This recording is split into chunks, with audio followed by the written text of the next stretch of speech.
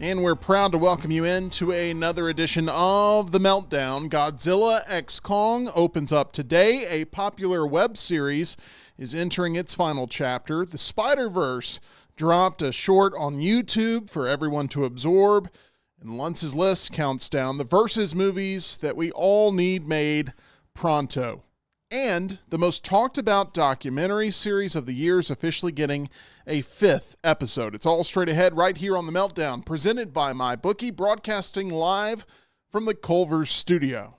Two big boys in a tiny studio, teaching you and me about everything they know that makes sound. A meltdown,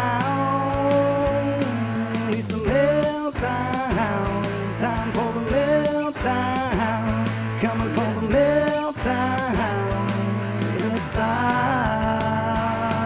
the show. Welcome into all of our lovely Meltdonians here to the Meltdown daily, 2 o'clock Central, 3 o'clock Eastern. We appreciate you being a part of the live show, whether you're on YouTube, Twitch, X, or Facebook, however you're consuming. We surely do appreciate your time in making us a part of your day. We're trying to get to 1,000 subscribers before the end of March, and we are now just 10 subscribers away from hitting that goal. So if you have not yet subscribed, we would love to have your support here of The Meltdown and what we are trying to build. Thank you to everyone who's here. One of those individuals, the other half of The Meltdown, that is John Lunsford. John, you're covering Godzilla x Kong later tonight.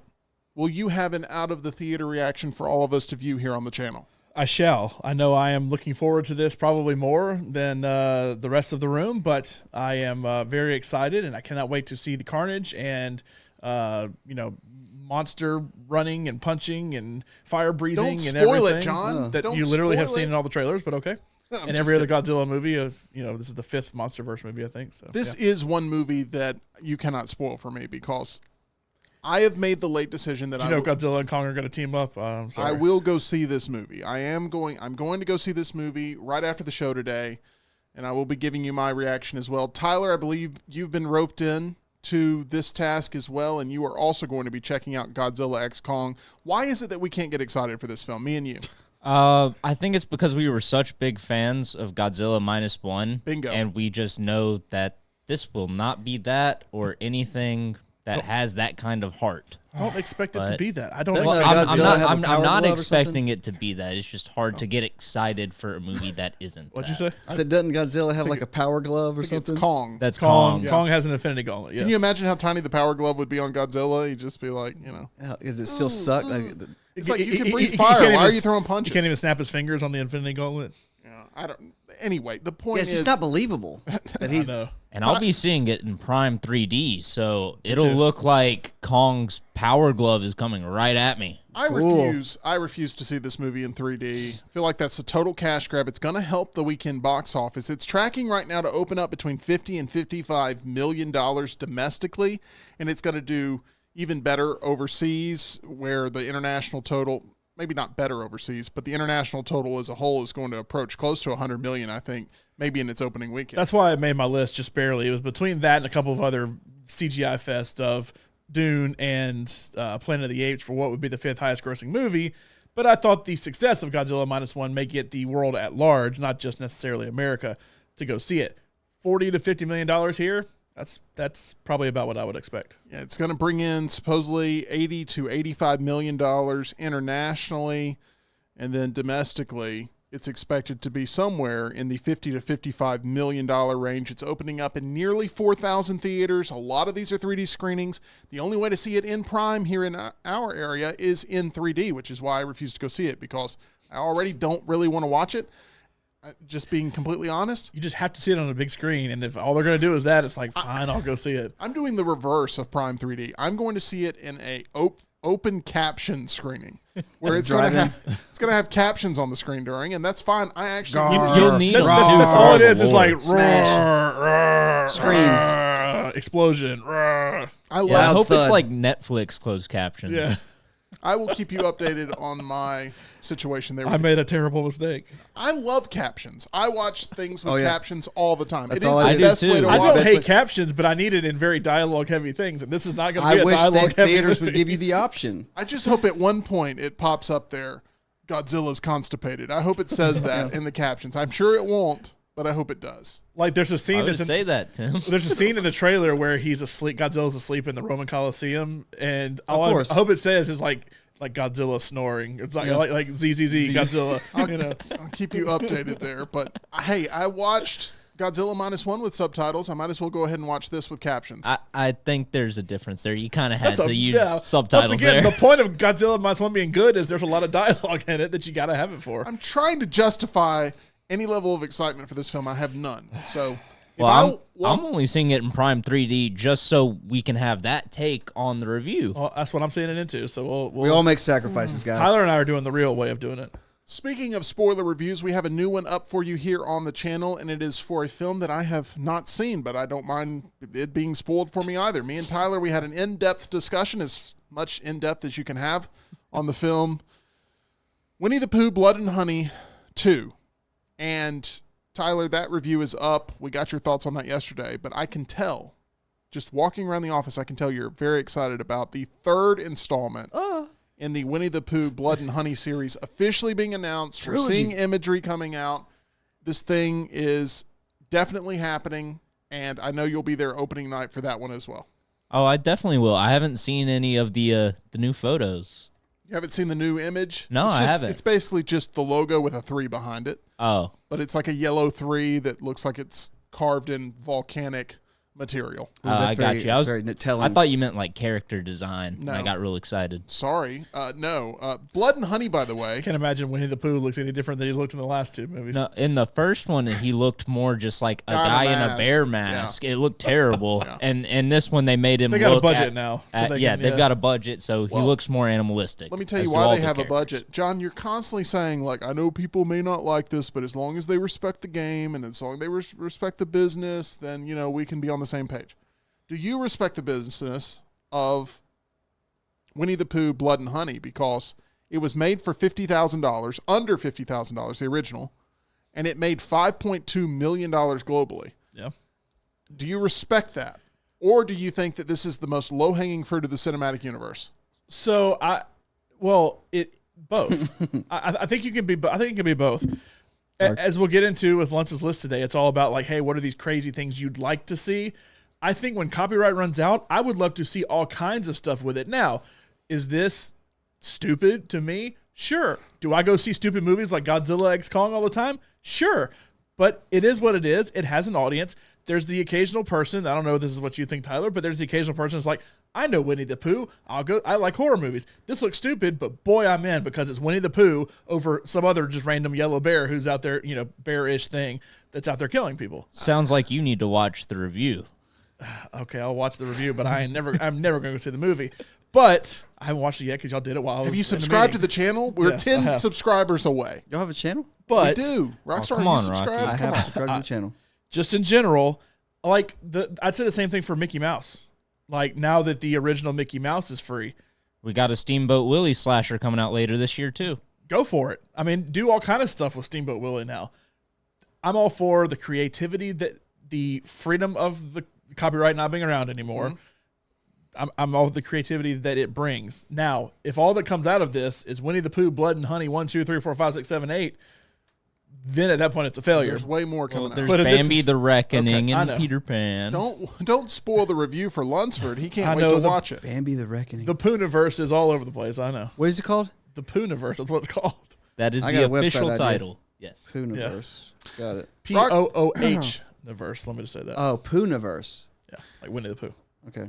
Rockstar's back with us. Hey, guys. Netflix has released the trailer for Jerry Seinfeld's upcoming Pop-Tart movie, Unfrosted, which sounds like somehow a movie that exists less than Winnie the Pooh, Blood and Honey. I don't know how, but it is set for release on May 3rd. I'm going to let you have the initial take here on this, Rockstar. What did you think of the trailer that you watched earlier today for Unfrosted, starring Jerry Seinfeld and a whole cast of characters? Christian Slater's a milkman that I see. That's what I saw. Watching it, I know there was a rivalry between Post and Kellogg. Post stealing the cornflakes, stealing the cornflakes recipe and all that stuff and making it his own. And I know all this stuff. Is this a satirical look on a true story that's embellished, like based on true events? Like I know it looks like it's super silly. I'm going to say yes to your question. Bill Burr playing John F. Kennedy sounds interesting to me. I love Melissa McCarthy. I love Jim. I love the cast. It doesn't really draw me in. I don't know if this is going to be a film. Let me see if I can say what you're trying to say. How somebody convinced, or how Jerry Seinfeld goes, I want to direct about Pop-Tarts and make it funny. This is what I'll say that I think you're trying to say. This movie looks awful. No, I'm not saying it looks awful. This movie looks awful. This movie looks awful but fun. Yeah. I'll say that. It looks like I mean, I'm not expecting Shakespeare. I know, but this thing coming looks from like guys it that are could be a seeing Kong train versus wreck. Godzilla Well, tonight. I was about to say, it's Just kind of weather. like Godzilla and Kong. Make a like, good point, Rocky. I'm expecting stupid fun in this. Now, the kind of stupid fun I get from a movie about Pop-Tarts is obviously very different. But, like, let's just say this. I think this sums it up. Laurel and I, when I went up to go play in the World Series of Poker, Seinfeld was doing his residency at Caesar's Palace. And so Laurel's like, I really want to go see him. I found some cheap tickets. Let's go. And so on a whim, because I got eliminated very early, we went to go see Jerry Seinfeld. Honest to God, of his hour-and-a-half long set or whatever, the last 30 minutes of it, he's setting up this story about, hey, I'm doing a movie about Pop-Tarts. And it is 100% serious. Let me tell you the behind the scenes about this movie I'm doing about Pop-Tarts. And everybody's laughing at first, and then it gets to a point where it's like, oh, this isn't like a bit. You're actually doing a movie serious. about Pop-Tarts on He's been Netflix. hinting at this project for over a decade in different appearances. See, that's what's crazy to me. So Passion everybody's of his. hearing about it, thinking it's like, oh, this is a joke. Ha, ha, ha, this is funny. It's like, oh, this is a real thing. Now you expect the movie to obviously be plenty funny, but it's like, you're really doing this? What's wrong with you? You're doing a movie about Pop-Tarts? Do we agree that if this thing was released theatrically, it would bomb? I mean, it would absolutely bomb. Yeah. 100%. But as a Netflix film, it's going to be consumed by a lot of people. Oh, this will be right at Zack Snyder's, peak of what success is. And people will be like, oh my gosh, what do we call the Pop-Tart universe? Oh, they're going to do strudel next. Toaster strudel. You think so? Toaster strudel? That's the superior one, by the way. Pop-Tarts are good, though. But, yeah, that's what's interesting. It's one of those things where it's like Spinal Tap. Some people get it and some people don't. Is this what is the demographic? What is he aiming for? Because I know it's like truth to it. Like some of this stuff did actually happen, but we're just going to make so satire about it. I don't know. I'm not a fan of Amy Schumer anymore. I was just about to say, has anybody brought up that Amy Schumer's in this thing? And if you run through the cast, you just get through half of the names. It's like, look, okay, that's enough crazy people. Hugh Grant, just out of nowhere, Hugh Grant's in it. Melissa Peter McCarthy, Dinklage. Jim Gaffigan, Amy Schumer, Hugh Grant, Christian Slater, Bill Burr as JFK, Tony Hale, Daniel Levy, Cedric the Entertainer, James Marsden as Jack LaLanne, which I find to be fascinating. Yeah. Jack McBrayer, Bobby Moynihan, Fred Armisen, John Hamm. I mean, this movie is stacked with talent. Bobby Moynihan's playing Chef Boyardee. Yeah. That's what kills me is all the people who are playing certain things are like dressed like, oh, this is the guy that started Quaker and he's actually dressed like a Quaker. Yeah. This movie looks awful. I'm sorry. I don't think it looks awful. I think it'll be stupid fun. Like that you'll come out of it. It's like, oh, haha, that's a funny little bit. Oh, they made a reference here to something that I liked in my childhood. It'll be that kind of thing. Like you remember stuff from when you're a kid. All these things. I mean, we talked about Chef Boyardee the other day, just randomly out of the blue, and started having all these crazy memories of eating Chef Boyardee as a kid. Speaking of Seinfeld, I don't know how successful was B-Movie because he put a lot of effort into that. I'm glad you brought that up. I like B-Movie. It's my number one request for a B-Movie 2. I want to see a B-Movie 2. We've been B-Movie watching 2, The Sting. Why? That's fine. B-Movie is a really underrated children's film. It's Blood and Honey? No, they can't. really funny, clever. Can't go Blood and Honey on this one. Because it's already in the Pooniverse. Right.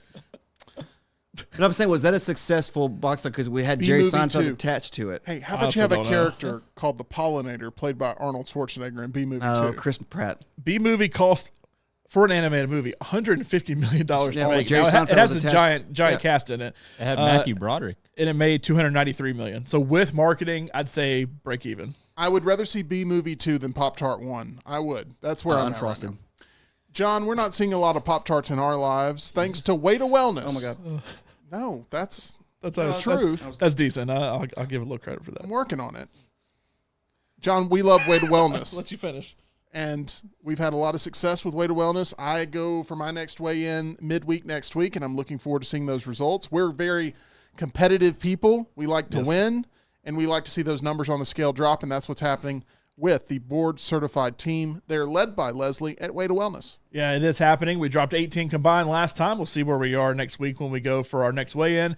But look, I'm over 40 down total. We've gotten off to a really good start, and I see the results. Every day I step on that scale, I see the results because of what Leslie and our whole team there have done for me, for Tim, for Jim Dunaway, for my dad. It really is a whole family and friends affair there at Way to Wellness. Go to aplanforme.com, find out more about them, see if it's right for you, get that consultation. They can talk to you, create a plan. Tim and I's plan are not identical, but we have a lot of the same stuff that we can help each other with throughout time. That, hey, as we're going to the movies, we can change our habits at the movies. We cannot eat Pop-Tarts anymore, even though, honestly, I hadn't had Pop-Tarts in a long time anyway because I'm not a big fan of them. But I'll still watch the movie anyway. But go to Way to Wellness, go to aplanforme.com. We have Steven who says two things about this Pop-Tart movie. It looks like the whole Don't Look Up movie is one thing, and then memories of burning my mouth off some Chef Boyardee because I didn't want to wait for it to cool down. It's coming up as well. Raviolis get hot. I love some Chef Boyardee. It's good Delicious. stuff. He's a good chef. I eat it.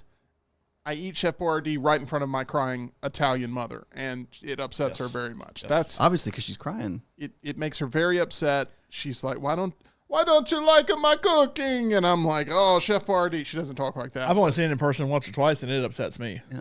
Yes. It happens. Chef Boyardee's where it's at. We have Chad who writes in, whatever he is making, Tyler deserves a raise and a promotion and a new chair. I would just like to say that chair probably costs the same as ours. I responded to Chad and I said we could definitely use some new chairs. I'm including your chair in that as well, right? Let's not give Tyler a big ego back Futon there, okay? crouton. No one needs to know that he's actually running the entire production here. We have Richard who says B-Movie was like Ants reimagined. We have Samuel who says, can you explain how B-Movie had the same budget as Transformers Bumblebee? That's fair. That's a fair point. Bees are expensive, guys. B-Movie's good. My favorite line is... you like jazz? that wasn't it, but it makes The you whole laugh premise every of a time. bee falling in love with a human woman. He was babbling like a cicada. That's my favorite in the courtroom. Okay, next.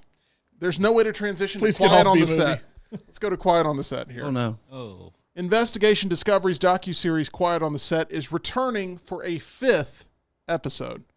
The episode titled Breaking the Silence will be released on Sunday, April 7th at 7 o'clock Central, 8 o'clock Eastern on ID. The episode will feature returning participants like Drake Bell and other former Nickelodeon stars. Rocky, have you made it all the way through Quiet on the Set yet? I have made it 2 episodes in, so there's 4 total right now. Correct. I made it 2 episodes in, and it's very disturbing. I saw that Kenan Thompson finally made a remark about it. He did. He was on the Today Show, and he said, quote, I wasn't really aware of a lot of it, but my heart goes out to anybody that's been victimized or their families. I think it's a good thing that the doc is out and putting things on display that need to be, stories that need to be told for accountability's sake, but it's definitely tough to watch because I have fond memories of the place and I have fond memories of my co-stars and stuff like that. So to hear that they've gone through terrible things like that, it's really tough. Question, do you think he's actually watched it? I do. I don't.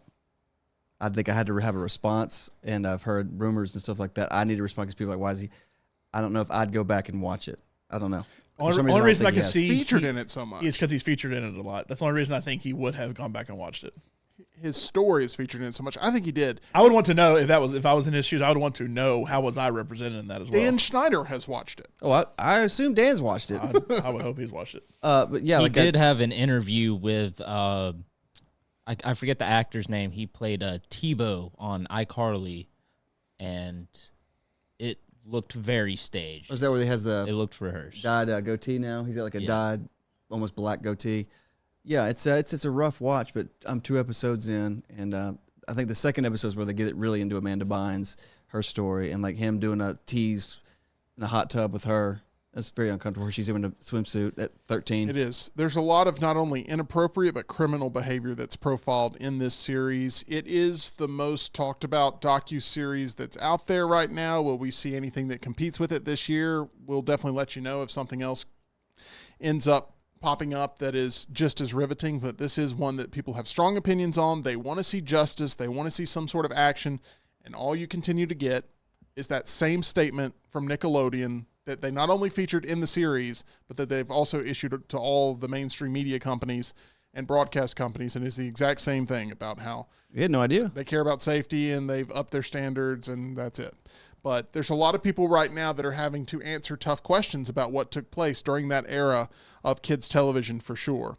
We have a couple of your reactions coming in as well, including from Josh, who says, just finished Quiet on the Set last night. Wow, as a parent, I feel like I would definitely be in jail. And the way some parents handled these actions and their stories, some of it's heartbreaking and some of it is like, if only you would have called the police, one of these individuals for sure that had evidence on that was sent digitally that they could have done something to protect future children. If only you could have called the police. But hindsight being what it is, there's a reason that this thing feels so important, and it's because I think it has the ability to protect future generations of potential victims. And it is an important docuseries, one we all, I think, wholeheartedly recommend you check out there on Max if you have the time to do so. But it does sort of reshape what looked like the best time of these kids' lives in when they were in front of the camera, and then realizing what happened behind the camera. It's a really disgusting thing. And the shows that helped shape a lot of people, our age, because that is what I watched growing up, was all the shows. There's a new short that has dropped on YouTube that is aimed to help children, and that is from Sony Pictures, The Spider Within, a Spider-Verse Story. It's a psychological thriller short film featuring Miles Morales, the title character there from Into the Spider-Verse and Across the Spider-Verse. Takes place between those two films. So if you've only seen the first one, you haven't seen the second one, and you're like, maybe I need to wait, you can go ahead and watch it. I would argue that even if you have not seen these films, you could probably get something out of this. Rockstar, you're in that camp. You haven't seen those two films, but you watched this short today. What did you think of it? Because the goal of this is to raise awareness about mental health struggles that young people are going through, and trying to make a story that's relatable to them, and it tries to do it through an animated short. Do you think that mission is successful from what you saw? Yes, I think, but you gave me almost a explanation before I watched it, so I don't know message received if I did not hear that explanation from you. I see that it is about anxiety and huge panic attacks and just being alone as a kid, with all your responsibilities and being overwhelmed. I didn't watch any of the Spider-Verse. I'm more wanted to talk about the animation style, if I could adjust to that. And I'm guessing that's one of your favorite things, is the animation style. You have to kind of get used to it. At first, it's a lot. But once you get used to it, it's really cool to watch. It was nothing compared to, I tried to watch the Seth Rogen Ninja Turtles, that new I did not like that movie at all. I couldn't do it. I watched the first scene and I'm like, my eyes hurt. I was like, this is too much. But the Spider-Verse thing I can handle. But the Ninja Turtles thing, I don't know if that's going to be the new future. Animation made the switch from hand-drawn to computer, right, with the age of Pixar and stuff like that, to where that's basically all you get now. Into the Spider-Verse turned it to another level of let's almost take it back, but also make it comic-y for once. Where they put the panels and everything. And I feel like everybody now is like, that was a revolutionary movie when it came out from the animation style, that, hey, let's try to use that. I think a movie like Puss in Boots used aspects of that with the combined what DreamWorks had been doing with their 3D style, kind of that Pixar style, and it worked. Ninja Turtles decided to, because I think it's a Nickelodeon movie, it is, try to turn it hey, let's turn it up again. It ended up being a train wreck instead. Awful. Just from the animation. A lot of people love that movie, and I was just not a fan. To me, I felt like it was a stream that was lagging when I was watching the animation style. And I never felt that way during Spider-Man Into the Spider-Verse or Across the Spider-Verse. And John, I'm not super passionate about those films, especially compared to the way you are. Animation in general is a tough sell for me. There's a couple things I really love, but overall, B-movie. I'd rather things be live action to connect with. I like live action overall too. I know. But animation, it's cool to see the evolution of animation from the computer design side of things. But even on your television habits, your go-to comfort foods are animated shows for the most part. Right. So when I saw this, I thought to myself, this is the best thing I've seen from the Spider-Verse. In my opinion, this short is the best thing I've seen from the Spider-Verse so far. So I think this goes well with what the Spider-Verse movies are, because part of what the appeal to Spider-Man's not my favorite superhero even though I gush about these movies more than any other superhero movie out there, including all the MCU, DC, whatever.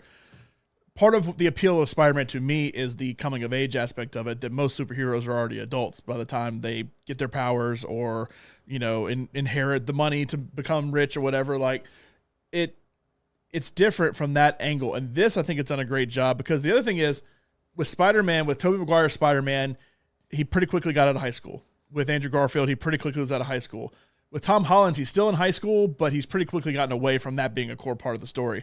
I feel like this with Miles Morales and what they've done has done a great job keeping the school element to it, keeping the, hey, I'm still just a kid element in his interaction with his parents, with his uncle in the first movie, and the relationships he's had with all the different people, and then all the different Spider-Men as well, who are of all kind of ages, gender, race, everything. It brings all of that kind of into one really good cohesive Spider-Man story. is by far and away the most relatable comic book character that's ever existed. Yes, because I agree. He's a teenager. Right. And most of the time when you're absorbing this material, you're a teenager. Yeah. And Stan Lee knew that, and the readers know that, and the people behind this series know that. And I love the mission behind this, John, and I don't know if you feel the same way, that this is a really beautiful thing that's happening here.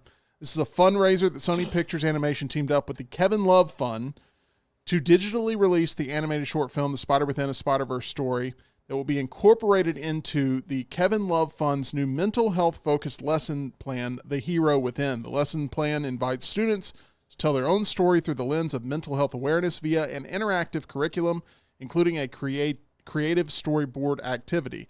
I think this is going to be a short that inspires, and I love the mission of what this is aiming to do, while also providing really top-tier animation, top-tier storyboarding, top-tier character development. I got genuine meat out of this, in that it wasn't just superfluous. It wasn't just surface-level stuff. It was like a deep father-son story in a 10-minute span that I thought hit home really well. Plus, it incorporated the world of loving horror movies, which I'm obsessed with as well. So I just thought this thing hit it out of the park. I do too, and you didn't tell me what it was. You just know, all I got to say is Spider-Verse, and I'm instantly going to get to my computer and watch it. So you're like, hey, this was released, go watch it. So I watched it. There's instantly a thing on the side with a lot of information the minute you go to YouTube. So I know, okay, something happens in this. Is it a mental health thing? Is it a suicide thing? There's a lot of things that, like, hey, we got to put a disclaimer on it. So I saw that, but I was like, I don't want to read that. I want to watch it first and see what it is. So I instantly full screened it and watched it. And I instantly got that. Now, having seen the movies, I know the struggle he's going through being Spider-Man within the movies. So I kind of already knew the route it was going to take. I thought I did a good job telling that story to where you don't have to have seen the movies to understand it.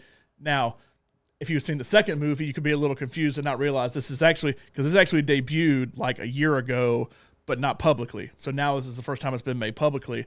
So it's a little confusing if you think it's going to follow the second movie because of what happened in that, without spoiling it. But the story overall of everything Miles has gone through, and taking a bit away from because there's a lot of comedy in this too, a lot of kind of just quick one-line comedy like Spider-Man has always had. But it pulls away from all that. It pulls away from he's just fighting whoever the villain is. It strictly focuses on him, his relationship with his dad, and a little bit his mom too, and getting Shamik Moore and Brian Tyree Henry to come back and do this as well. It's just a perfect look to the person, what he has to deal with, not even having superpowers, just what he has to deal with being a teenager in New York City, period. But then on top of that, being young, being a person of color, having to deal with being a superhero. There's a million things that go into the movies that this all just focused down in. This is the struggle he's having. It doesn't have to have a resolution to it. It really doesn't have a resolution necessarily. It's a short 7-minute film, which I just linked in the YouTube chat, by the way. That it's just a good, and if you want to get into the movies, I think it's a good kind of taste of I agree. The animation style, what you're dealing with, because he's struggling in all the movies with relationships, with being a teenager, all the stuff you deal with when you're a kid. That it's a really good taste, I think, also to put out there for people. Very well said. Tyler, you got a chance to check this thing out. Do you feel like it delivered on its mission? And do you feel like it was also entertaining to watch? For sure. So much like John, you told me, hey, new Spider-Verse short. That's all you told me. So I went to watch it. And one thing that hasn't been mentioned that I really liked was the use of the Spidey senses as him feeling anxious. Yeah. Because when people are feeling panic attacks or that level of anxiety, it's the same alert in their brain as if there is a genuine threat to their safety. So that was really cool to see. That's good. That's good It observation. is really good there, and that is the message that they wanted to get across. This is a film that premiered at the Annecy International Animation Film Festival on June 12th of 2023. It was released on YouTube yesterday. If you have not checked it out, John, you said you dropped the link. I think it's a really good watch for sure. It takes a few minutes of your time, and I think it's got a good message, and it's going to be something that's inspirational for a younger generation as well. You had something, Rockstar? Yeah, the Miles Morales character. If hypothetically, if you were Spider-Man and you're, what is he, a sophomore, junior in high school? Does it say he's just in high school? It's about that, yeah. Do you think you could keep up with your schoolwork?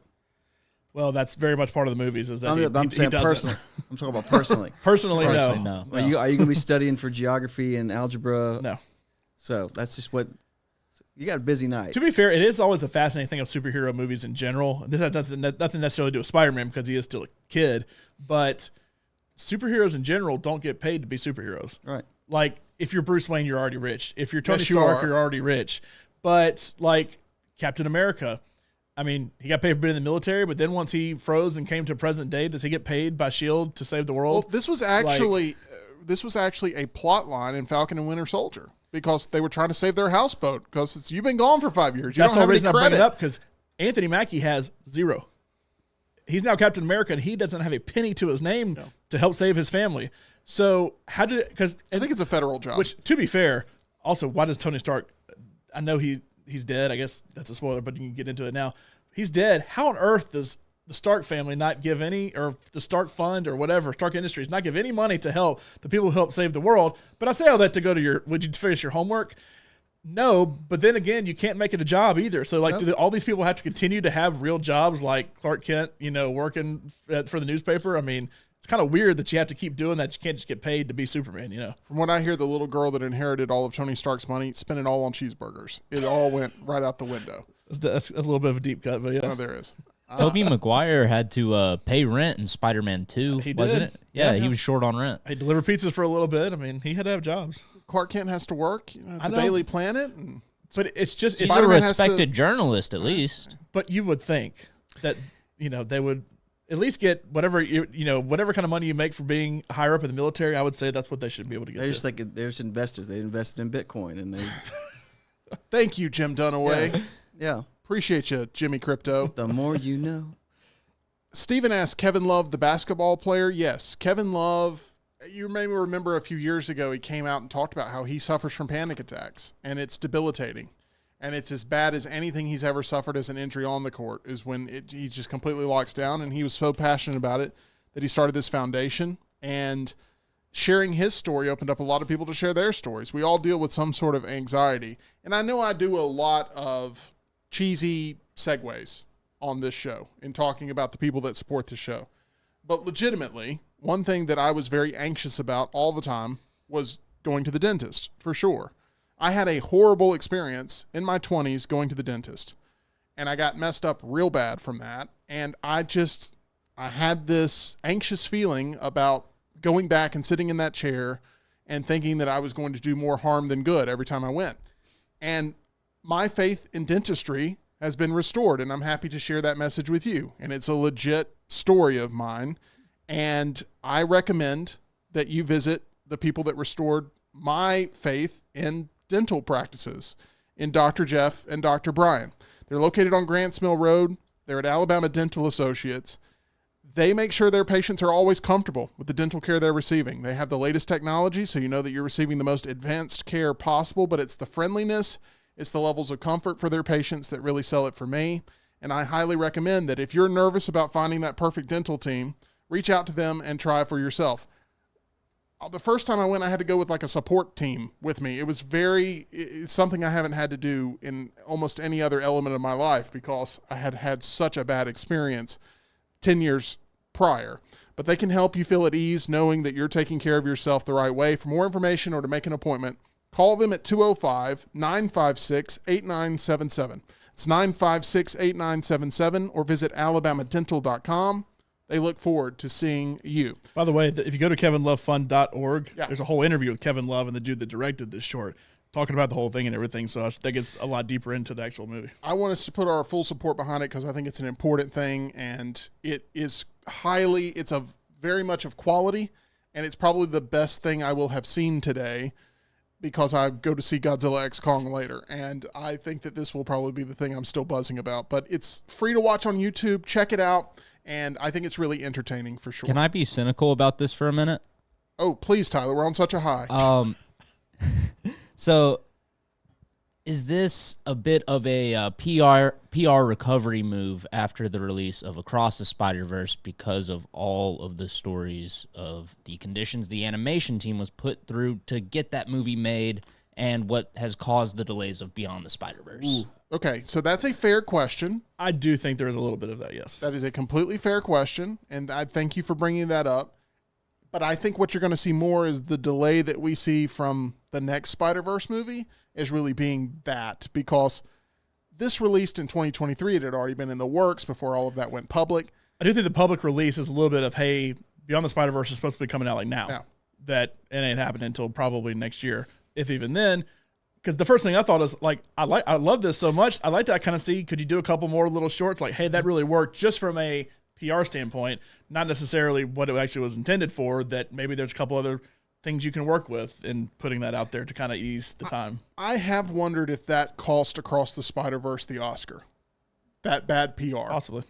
Because if it was a coin flip between the two, Boy and the Heron and Across the Spider-Verse, and if that was the deciding factor of one team ended up being much happier and healthier, and the other team was overworked, stressed, and there were very public issues, then that may have been the reason it swung in that direction with the Academy. That's all I'll say about that. There is, according to Deadline, an iconic web series coming to an end. John, you know a thing or two about this. It is the web series Red vs. Blue, which debuted on April 1st, 2003. Does that make you feel old, John? Yes, very much so. It's about to close its final chapter just weeks following the shutdown of the production company that created it. Bernie Burns' Rooster Teeth, Warner Brothers Discovery, announced today that one of the internet's longest-running series will end its 19th and final season with a full-length feature film. Red vs. Blue Restoration will be released on several streaming platforms on May 7th. We're going to get into Rooster Teeth here in just a second. But, John, you being the giant Halo fan in which you are, I really, really love Halo 2, but you take it to a whole nother level. Does it make you a little bit sad that this chapter of Halo is being closed out all these years later? I'd say yes, but honestly, I haven't consumed it lately because they started with Halo 1, they went into Halo 2 is when it really took off, and I think they called it the Blood Gulch Chronicles, was like the first 5 or 6 seasons of it, where basically the characters were within the map Blood Gulch on Halo, and then onto Halo 2, and it was all about there's a bunch of characters that are on the red team and a bunch of characters that are on the blue team, and it's a comedy series, really. It's funny, but the problem is I fell off of it and came back to it later. Basically, after college, I came back to it later, and I was so lost because they're shorts that you have to do so much watching and explanation. There's so many seasons. This is correct me on the term, but isn't it called machinima? Machinima, the way that it's captured and produced. And now they're going into their 19th season, and I've watched the first 5, to where it's like imagine watching Grey's Anatomy now and you only watch the first 2 seasons and it's like, where's so-and-so? Oh, they're dead. Where's so-and-so? Well, they retired. And then you have no idea what's going on. That is how a lot of people watch Grey's Anatomy, to be honest. Probably. So maybe that's a bad analogy. But anyway, now they're on to Halo. I think they still use old games. I don't know if they've moved on to Halo Infinite or not, but they basically use different games, and then there's different universes that the different players come from and stuff like that. It was hilarious back in the day. It was a great promotion for Halo overall back in the day. It's kind of what got Rooster Teeth started to then ultimately go into more stuff that Tyler consumed. But it is kind of sad, and it closed a couple weeks, or they announced a couple weeks ago that it was closing. So I'll probably have to try to catch up on it and watch the last season. Can I tell you something? Yes. I'm looking at it. This looks awful. Red versus Blue? Yeah. It was very funny. It was stupid, but really funny. It's literally just the characters. If I'm playing, the way I talk with the character, because Master Chief has a helmet on, almost like I just robot. I nod the head up and down. That's talking. So it's like Robot Chicken kind of sort of, that kind of stuff? It is a little Robot Chicken-ish in a Pretty video close. game, yeah. Hey, Hey. Taziki's Mediterranean Cafe has messaged in, "Hi, Rockstar. Happy anniversary."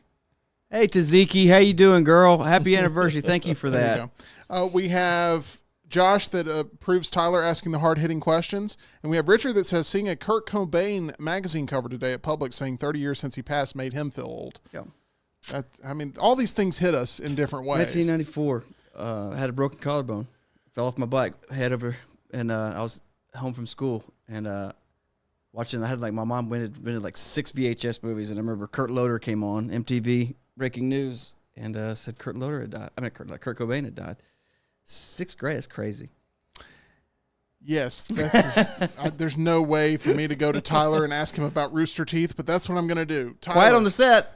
Rooster Teeth, an impactful production company for you. It's shutting down. Red versus Blue is part of those things that will no longer be a part of the pop culture discussion as a current project. Your thoughts on the impact that Rooster Teeth has had? Oh, man. So Rooster Teeth, for Good. you good? Yep. They started with Red versus Blue, and then they started producing podcasts, and that led to them having their own studio and lot where they would produce the Achievement Hunter content, which would be all the video game focused stuff, Let's Plays, Rage Quit, all that sort of vibe. Then they branched out into, I guess you would say, more scripted content, stuff like ghost hunting shows and travel shows and stuff like that. And they were really one of the pioneers as far as growing YouTube from being people in front of a camera just making dumb jokes while playing video games into a legitimate business that ends up getting bought out by Warner Brothers. That's insane to me. And then shut down by Warner Brothers. That was a Still, it was downfall. a good run. It was a good run.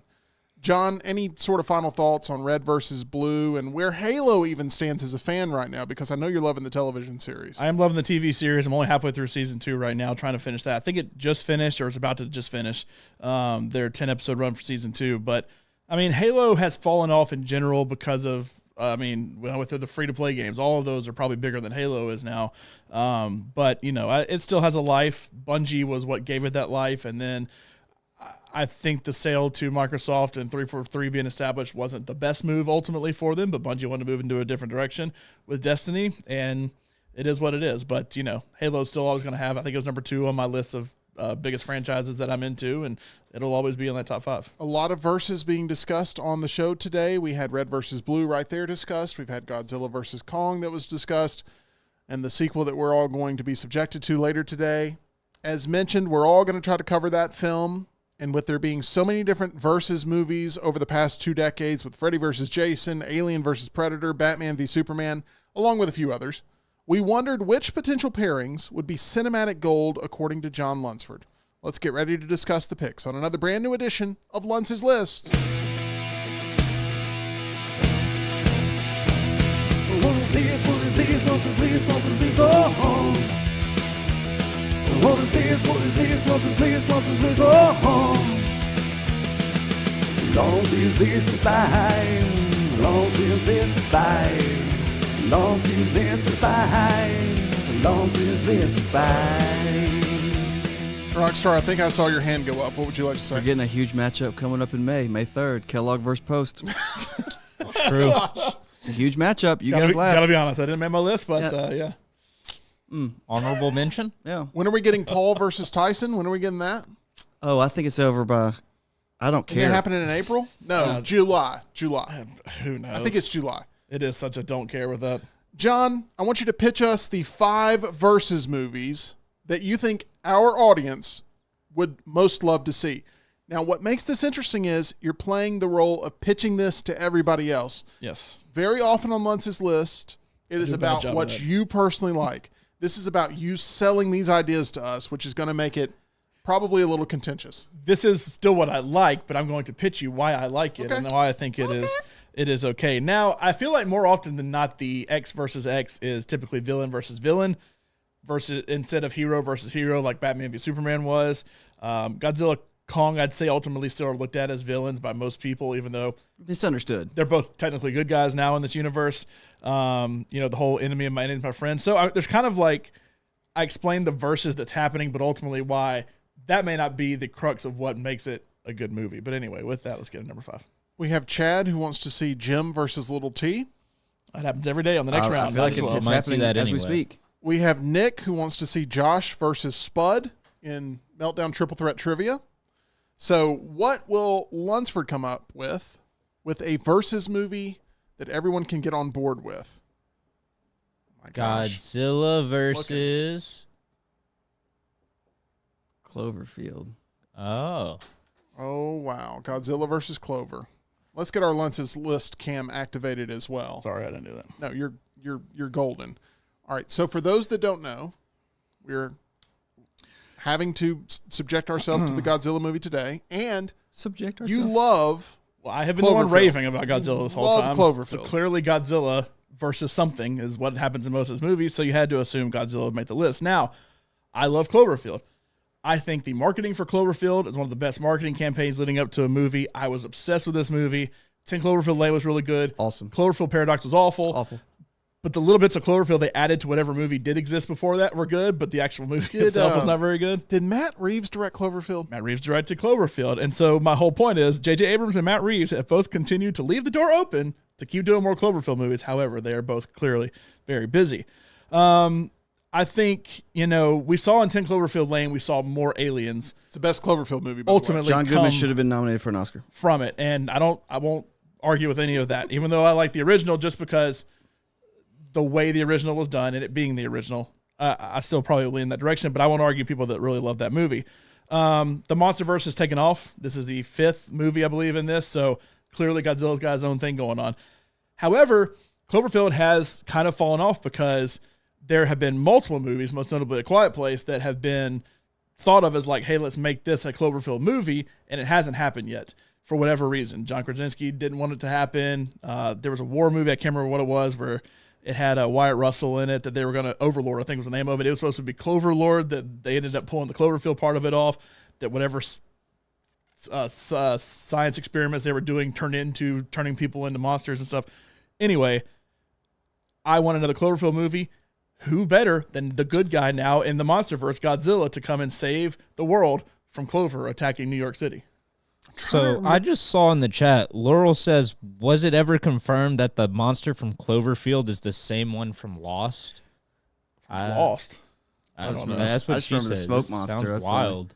I don't know. I don't know. I didn't I've watch never Lo- seen I didn't- Lost. I didn't watch so Lost. I have no idea. I could never get into Is it. there a chance that Cloverfield Monster is in this movie that we're going to be watching today? No. Godzilla Awesome. X That'd Kong. be so awesome. It would be awesome. If it happens, Clearly, it would be awesome, but all right. no, I don't think that happens. Let's go to number 4 on Lunce's list. So far, we're starting off with what I think should be at the number 5 spot: Godzilla versus Clover.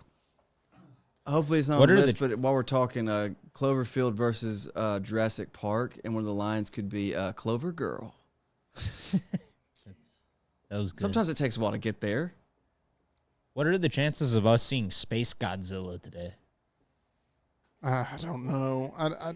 I'm really trying to get excited for this film. I really don't want to watch it, but I'm doing it because if I can survive Ghostbusters Frozen Empire, I can survive Godzilla X Kong. This has got to be better than Ghostbusters Frozen Empire. It's got to be. It's got to be more exciting. The Quiet War, Alien versus Angel. What is that?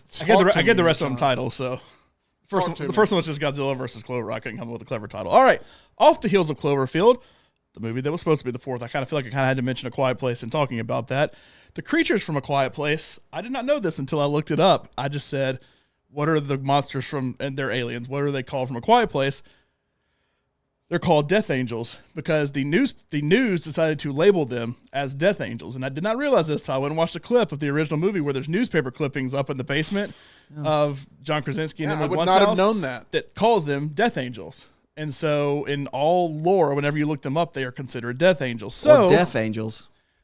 or Deaf Angels, they can hear. They can't see. Damn They it. can't see. That's the problem. Yeah, the whole So point close. is you got to be quiet, not Yeah. them. A visibly silent place is what the next one's going to be Yeah. called, and that'll back you up. Now, they call them that because they descended from the sky. We see in the second movie that they crash down. They're aliens. They fall from the sky and lead to death. So Death Angels. It makes sense once you think about it. And I'm sure we'll see more of that in day 1 of what happened on that original day, maybe a little more origin of them. However, imagine a world Okay. where on Earth you have the Death Angels and xenomorphs on the same planet, Xenomorphs are loud too. I mean, they make some noise. but they can both get after it. That's a bad. And in the middle of it all, you have Jim from The Office trying to survive xenomorphs versus, and I know he's already dead, but you have that xenomorphs versus Death Angels during A Quiet Place. So I called it the Quiet War, Alien versus Angel. Question is, who would the audience root for at that point? Because I don't think the audience has a rooting interest. Well, I Maybe mean, the Xenomorphs. Did you have one in Freddy versus Jason? I did. I was rooting for Jason. did you have one in Alien versus Okay, I Predator? was too. I was rooting for Predator. Okay. Well, Keep I going. was rooting for the end credits. I'm rooting for Mike I Tyson. was rooting Alien versus Predator. Yeah, Alien versus Predator is actually one of only 2 Alien movies I've seen, that and Prometheus. But anyway, the humans are trapped in the battle. I hope you're rooting for the humans. They just take each other out and humans can survive. But I hope Mike Tyson gives Paul the good old Ed Helms. I hope that happens. Oh, God. This will be the first Mike Tyson fight, I think, that I've been alive to be able to root for Mike Tyson. Crazy.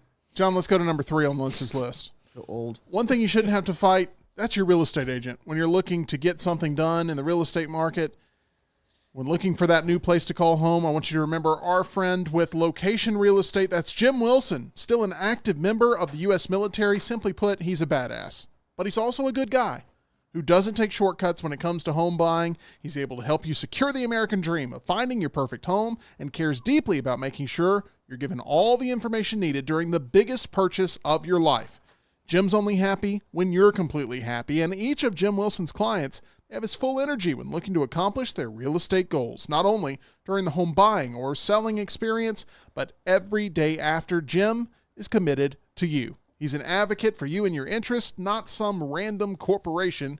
He's not trying to hit some quota. He's trying to make sure you're taken care of, whether you're buying or selling. Contact our friend, Realtor Jim Wilson, with Location Real Estate at 205-329-4758 or visit jimwilson.locationre.com. Number 3, John Wick Trinity. Now, who's going to be in John Wick Trinity? Okay, so here's the premise. Turns out, Are there any spoilers, by the way, for John Wick 4 that you're about to get into? For people who haven't seen it, I'm just asking. I want to give a spoiler alert at least. give a spoil. I don't say what happens, but give a spoiler alert. I'm giving a spoiler alert for John Wick 4 because John's likely to just spout something off. If you want to see John Wick 4 and you haven't, you've had a year. It's on you, not really him. But I at least want to put that out there. Go right ahead, John. Turns out, there are spoilers here for The Matrix Resurrections. Turns out The Matrix is real. Every movie that we see, all of our movies take place within The Matrix. However, we learned in The Matrix Resurrections, because Neo in the original Matrix trilogy, which is the thing I can spoil now, dies at the end of it. Surprise, Neo's... I hit my microphone. Surprise, Neo's back in the fourth Matrix. Should have matrixed your microphone like. Surprise, Neo's back in the Matrix after his death in the original trilogy. So what has been done here by the architect / machines is they have resurrected Neo under the identity John Wick. He wakes up after what happens in John Wick 4 under the command of the High Table, and he is convinced that there is one agent that is out to get him because he continually runs into her, and her name is Trinity, who is the other lead character in The Matrix. Wow. So they fight each other, but they don't realize that at the end, They're lovers. because most thing versus thing movie, they end up teaming up at the end. Batman v Superman, they end up teaming up at the end. Godzilla vs. Kong, they end up Martha! teaming up at the end after Martha. Morpheus! So they fight each other, but then they realize, look, we ultimately have to team up to take down the threat of the new High Table, which is controlled by the machines. Well, I'll be honest, this is the first one I have a little bit of interest in. I prefer number 4. I thought this was the stupidest one I had on there. Well, the one I hate is y'all. Godzilla. number I 4. have no interest in Godzilla. You went This is deep the into only Cell. one so far that I'd watch. Okay, I thought this would be the one y'all thought was the stupidest. I So like 4 the best. okay, Okay, let's get into number 2, John. I appreciate it. All right. Good. Hey, kudos to John for coming up with all of that, by the way. Now, let me say this. I have a spin from 3 into 2. The movie ends with John Wick being released from the Matrix and into the real world, which is what happens in the Matrix. Okay. And he becomes Neo again in the real world and has to fight against a power that's been threatening to end humanity for a long time. The name of that sequel? John Wick Terminator. The machines from the movie is the machines from Terminator after Judgment Day, and that's what ended the world. I'd like, So I with would that- like another Terminator movie. It's With not good that, enough. Wow. So I think John's figured it out. If you have a formerly good sci-fi franchise, add John Wick. That's what we're hearing. Or Keanu Reeves. Johnny Utah. Ted. I have no idea what this says. Avengers, Terminator. Featuring John Wick. The Avengers Termination. Wow. The various governments of Earth realize we can't stop Judgment Day from happening, but we can plan for life after. There is life after, as seen in Terminator Salvation. So they build special bunkers for people, like we see at the end of Terminator 3, where people can survive the apocalypse that comes from Judgment Day. So they try to save as much of the human race as they possibly can, even though a good majority will be wiped out. So now Judgment Day has come and gone, but S.H.I.E.L.D. had the foresight to put into place a program that would save the powers of Earth's mightiest heroes. As was shown in Secret Invasion, it's terrible, I'm going to spoil it for you. In Secret Invasion... Oh, it's awful. Where Nick Fury held a vial on his fake grave, where the bad people thought he was dead, that contained the DNA of every single superhero and supervillain you have ever seen in the MCU, and what made up their powers, to where basically you had to put it in a machine and it flashed on you and you got all the powers, and you had a terrible fight between Kingsley Ben-Adir and Emilia Clarke at the end. But that happens, and so there's a group of people kept in cryostasis to be woken up after Judgment Day to receive the powers of the Avengers to try and stop the machines from ultimately taking over Earth. You don't have to necessarily save the Avengers themselves, so you can recast it. So it could be all new people, maybe save one or two. Maybe you save Anthony Mackie and let him stay behind as Captain America, and then move forward with that and have the team of Avengers to help stop the machines after Judgment Day. I'm buying a ticket to that. That's a no for me, dog. Tyler? It's a no from me, too. It has Terminator wow. in it. Y'all are so also different. We're also different. Yeah, I love Terminator 1 and 2, and I'm out after that. Okay. Yeah, every Terminator movie after 2 has just taught me that nothing matters. They're just going to reset it, so Skynet will have Judgment Day I have again. only disliked one Terminator movie, and it was the Emilia Clarke one. I thought, which I feel like tried to reset everything. Well, they brought back Linda Hamilton. Yeah. No, well, they brought back Linda Hamilton in Dark Fate, which I actually thought was okay. I like Terminator 3 okay, and I thought Terminator Salvation was actually really good. I like Terminator Salvation, but I didn't watch anything after that, Terminator-wise. Dark Fate is worth watching. It's not It's too many. great, We're finally back. We're finally resetting. This is actually the one we believe in. See, Dark Fate goes back to the original thing of like, it's not, I mean, Arnold's the main character in it and everything. It's better. Let's get a shot on the list. While you're writing number one, the question to the chat is, give me which numbers you're buying a ticket to in the chat. So 5 is Godzilla versus Culver. 4, The Quiet War, Alien versus Angel. Number 3, John Wick Trinity, which is John Wick and the Matrix. Number 2, The Avengers Termination. Give me the numbers in which you are buying tickets to go see. And we're going to get to number 1 here, which is the one John is most confident in. So far, Justin is only going to the Avengers Termination movie. Who's directing? Jeff is going to Avengers Termination and is going to the Matrix John Wick universe. Number 1 on Luntz's list Fast and the of Furious. versus movies we need. Dark Side? Is that what you're writing? Josh is going to 2, 4, 5, and 3. Oh, Dark Side versus Thanos. Infinite Crisis, Dark Side versus Thanos. Is this the Dark Side from Zack Justice Snyder's Justice League? Yes, Dark Side. One of the big bads in DC, Thanos. One of the big bads in Marvel. Obviously, the name is a play on Infinity War and Final Crisis, which is where Darkseid overthrows reality and kills various major DC characters, including your favorite. We have not seen enough of Darkseid in the movies. We only really saw him in the Snyder Cut. The plot is basically in finding ways to traverse the multiverse, which we have right now with Marvel. Marvel characters accidentally stumble upon Darkseid, who then begins to traverse the multiverse himself after gaining power from one of the Marvel superheroes. Darkseid then finds out about the Infinity Stones while traveling through the multiverse and starts a multiversal war versus Thanos to fight for them. So the Avengers and the Justice League have to try and team up and stop a war between Thanos and Darkseid that will ultimately take out the universe. The universe. Damn. Well, the universe that we are currently in. I know once you travel the multiverse. I think that's how I say take out the multiverse. All I can imagine is the in-game Captain America hammer floats up and comes into his hand scene. That's one of those that makes everybody freak out, okay? But it's somebody from DC that ends up getting it. Wow. First person that popped to mind would not be Blue Beetle. The first person that came to mind would have been somebody like Wonder Woman. Gets it instead, as like she's good enough to ultimately get it. But the Batman Iron Man team ups, there's all kind of things you can do with it. Lots of cross-pollination multiple there. Infinity Gauntlets. I think Ultron gets recruited by Darkseid to ultimately help him, because in the What If, you ever watch What If?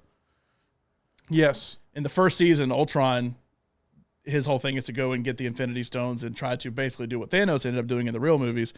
That I think this would be the ultimate DC Marvel team up that obviously would never happen, but yes. Two things. Did you ever think about this potential matchup? I got a lot of honorable mentions. Chucky versus Annabelle versus Megan versus Chauncey. What do y'all think when about that? I told my wife this Lence's list, the first thing she said was, "Oh, Chucky versus Megan." It's like, I don't care about Chucky I'm not and saying Megan. we've got the exact same film brain, but I didn't know that information. Also, I think what we also need, Rockstar, this is going to include you. We need a mashup with Colonel Robert E.T. because we have people asking, what was that thing y'all were talking about yesterday, Colonel E.T.? You weren't here to discuss it. It's a sequel to Civil War coming out soon. We all gave you just pats on the back for bringing us Colonel E.T., which is one of the funniest things we've Robert seen. E.T. Robert E.T. Sorry. Okay. It is a short that a guy did on Reddit, or it's called Deep Inside of YouTube, and it's like a 2.5 minute, kind of like Civil War journal from PBS, and it's a little known thing about Robert E.T., who is E.T., who looks like Robert E. Lee, rides a horse, and all his struggles in the 1860s. But it takes it so serious. It's so funny. Yeah, a lot of photographic Can we evidence. please get a photo from this to reference in the future? Him on the horse is the I'll best. try to find it. And can you get me maybe a clip that says Colonel Robert E.T. and that's it? Colonel Robert E.T. Okay.